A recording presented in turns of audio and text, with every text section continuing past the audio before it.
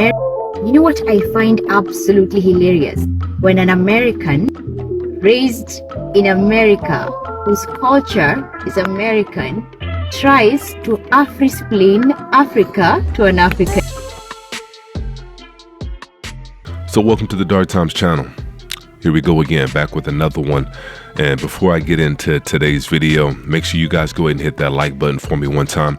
And if you haven't subscribed to the channel yet, make sure you guys go ahead and do that as well. And so here we have an African sister that's from the diaspora, disparaging so-called Black Americans for TikTok views, for clout. And that's something I hate to see. I understand it, but I hate to see it. I understand it in the terms that a lot of people from the diaspora have this colonized mindset that it's us versus them. Somehow they have it in their mind the only way that they can shine and the only way they can get to the proverbial top is if they do it off the backs of so-called Black Americans. It's if they do it at the expense of so-called Black Americans. And that's my issue with videos like this and sisters like this and individuals like this. And of course, I'm not talking about everybody from the diaspora, but far too many. And so I'm going to go ahead and play the full clip. And then, of course, afterwards, I'll chime in. You know what I find absolutely hilarious? When an American raised in America, whose culture is American, tries to Afri-splain Africa to an African. Yet, if I asked you to name me 5 countries in Africa, off the top of your head, you probably can't, not including South Africa. But you'll be the first one to claim a continent about which you have no idea. You probably don't even understand your own history or where your ancestors came from. You probably can't tell me much about the transatlantic slave trade now, can you? Or which countries were involved in it.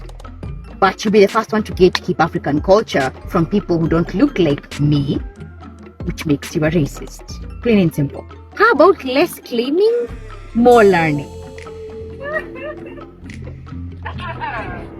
That's my American husband with German ethnicity learning about my Kikuyu culture during our traditional wedding ceremony at Rurashio back in Kenya. That's how you embrace a culture. You learn about it. You don't claim it. Africa does not belong to you. We are not a color. We are not colors. No one is a color. And so before I dive in and dissect her little rant that she went on as it pertains to so-called Black Americans, I came across something. I came across Zaddy. This is her Zaddy right here. This is her white Jesus right here. And this explains a lot. And I'm not saying people can't date who they want to date or marry who they want to marry. But if you're going to do that, if you're going to interracially date and you're going to marry outside your ethnicity, that's one thing. But it's a whole nother thing when you want to talk down on the very same people who fought to get you over here. You want to talk down on the very same people who broke their back and risked their neck to try to get people over here that look like us. Because we saw you as the same. We didn't see you as people from the Congo, people from Zimbabwe, people from Nigeria. We didn't distinguish. We just paid attention to what was going on and our hearts went out. Oh, those are people who look like us that are getting abused and getting mistreated. Let's get them over here. Let's help them out. Let's see what we can do to get them over here. And maybe that was mistake number 1. We didn't realize how bad that the people in the diaspora have been colonized. We didn't realize how bad it was. We had no idea.